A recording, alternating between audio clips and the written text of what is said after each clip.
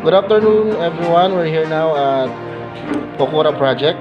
This is bench test number 1. We're going to put supply going to this wire, which is color red, and this wire, which is color black.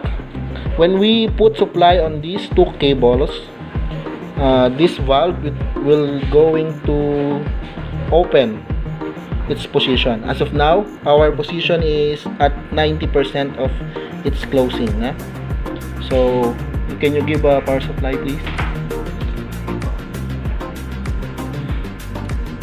So, right now, it's opening the valve now.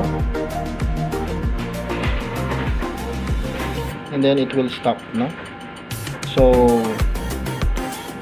let's continue to the second phase. Okay, now, good afternoon again. We're here now on a second phase of our bench test number 1. For this connection, we put power supply on this cable, which is color blue, and then on the same cable again on color black. When we put the power supply on these both cables, the valve will be closed at 90% position. So, can you put again power supply? As you see, our valve now is closing, and it will be stopped on 90% of its opening or closing. Sorry.